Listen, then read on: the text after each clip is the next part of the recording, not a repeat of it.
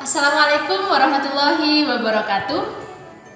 Halo semuanya, kembali lagi bersama saya dalam materi organisasi dan arsitektur komputer.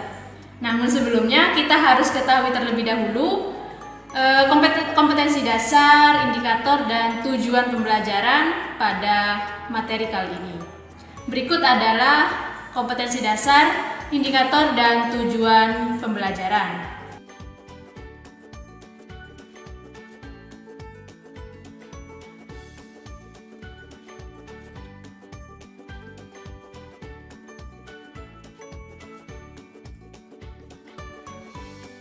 Nah, sekarang karena ini berkaitan dengan organisasi dan arsitektur komputer, maka saya perkenalkan mengenai keterkaitan atau komponen-komponen yang ada dalam PC. Ya, apa saja yang menjadi komponen-komponen pemproses data? Kita perkenalkan, kita coba untuk belajar satu persatu. Nah, di sini ada yang namanya motherboard, ya. Fungsi dari motherboard ini tempat dari komponen-komponen yang ada pada PC, ya. Di sini ada slot, ya, digunakan sebagai tempat RAM, namanya slot PCI. Di sini ada tempat prosesor, ya. Kemudian ini ada tempat dari CMOS baterai. Selain itu juga terdapat port-port yang ada pada motherboard. Ya, di sini ada port VGA, ini port audio, ini port USB, ini port LAN, port jaringan, dan ini port HDMI. Itulah komponen-komponen yang ada pada motherboard, ya, slot-slot dan port-port yang ada pada motherboard. Selain yang ada di motherboard tadi, di sini juga ada komponen-komponen yang mendukung dalam proses pemrosesan data pada komputer. Misalnya di sini ada yang namanya power supply.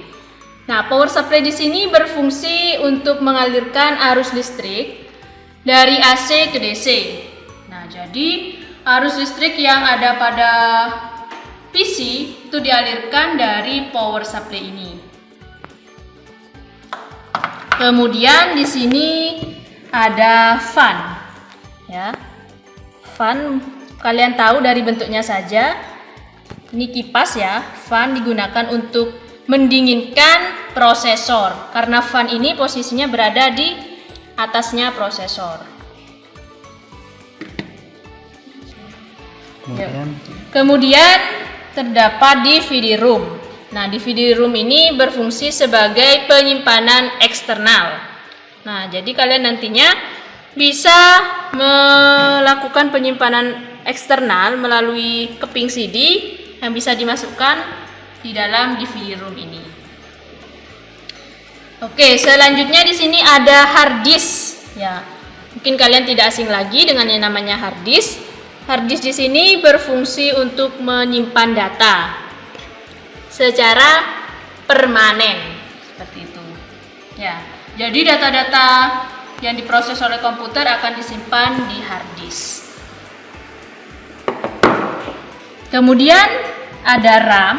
Ya, RAM di sini juga sebagai penyimpanan data secara sementara, ya. Bedanya RAM sama hard disk, kalau hard disk tadi secara permanen, kalau RAM ini secara sementara, ya. Ini adalah RAM. Ingat, ya, untuk RAM seperti ini. Kemudian di sini terdapat yang namanya prosesor, ya. Ini adalah bentuk dari prosesor. Prosesor ini adalah otak dari komputer. Jadi segala perintah-perintah atau instruksi-instruksi dalam komputer diproses oleh prosesor. Ya, seperti ini, ya, bentuknya.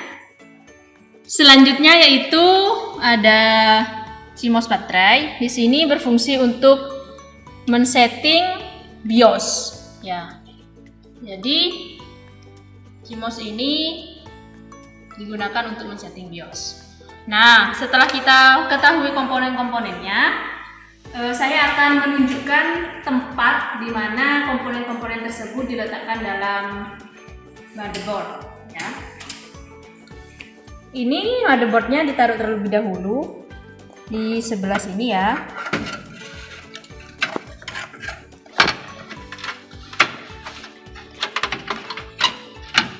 Nah, disesuaikan dengan port yang ada di sebelah luar. Di sini disesuaikan. Nah, seperti ini. Oke, selanjutnya kita mulai meletakkan komponen-komponennya, yaitu kita meletakkan komponen yang namanya prosesor.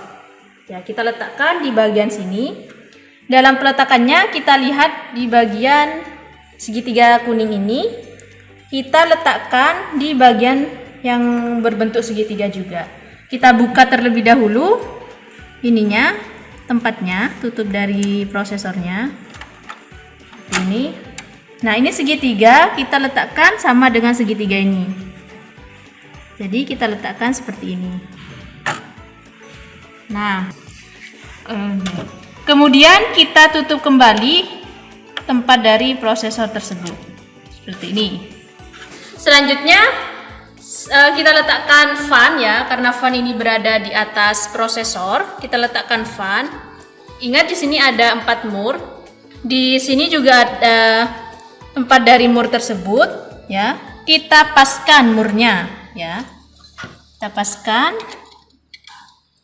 Setelah dipaskan, kalian bisa membautnya hingga mur ini benar-benar terbaut dengan tepat seperti itu. Oke, selanjutnya kita meletakkan RAM. Nah, tempat RAM ini yaitu di sini ya. Bisa di sini atau di sini. Nah, cara menempatkan RAM disesuaikan dengan belahan yang terdapat pada RAM. Nah, disesuaikan ya ini atau sini ya. Nah, sebelumnya kita buka terlebih dahulu. Dan kita pasang RAM-nya. Menekan kuat sehingga sampai bunyi klik, maka RAM terpasang dengan baik. Oke, selanjutnya kita memasang CMOS baterai. Untuk tempat dari CMOS baterai yaitu di sini ya. Cara memasangnya kita tekan hingga CMOS baterai posisinya tepat.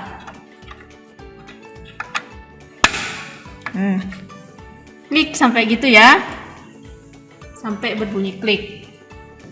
Selanjutnya kita memasang harddisk ya. Ini harddisk kita pasang di bagian sini. Ini adalah tempat harddisk. Jadi kita pasang seperti ini ya. Di sini ada penahannya. Jadi kalian nantinya bisa menggunakan penahan tersebut. Kemudian baru di mur. Seperti itu. Kemudian kita pasang CD-ROM. Tempat dari CD-ROM yaitu di sini. Kita pasang CD-ROM-nya dari depan. Seperti ini.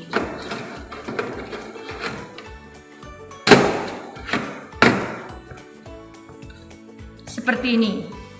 Memasang CD-ROM-nya. Ya, di sini ini ada casing luarnya,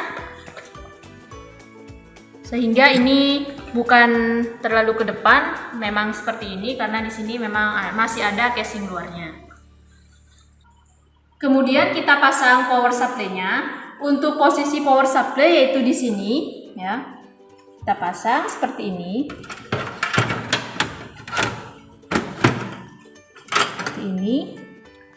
Nah, kemudian kita baut sesuai dengan bautnya masing-masing. Ya. Nah, itulah komponen-komponen yang ada pada PC serta tempat-tempat atau cara meletakkan komponen tersebut dalam motherboard dan PC. Nah, kemudian jika ini ditutup seperti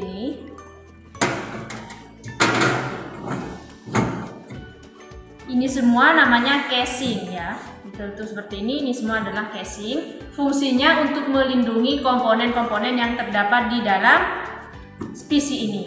Seperti itu, agar terhindar dari debu, dari air, dan segala macam. Oke, itu saja penjelasan dari saya mengenai organisasi dan arsitektur komputer. Mohon maaf jika ada salah kata dari saya. Sekian, wassalamualaikum warahmatullahi wabarakatuh.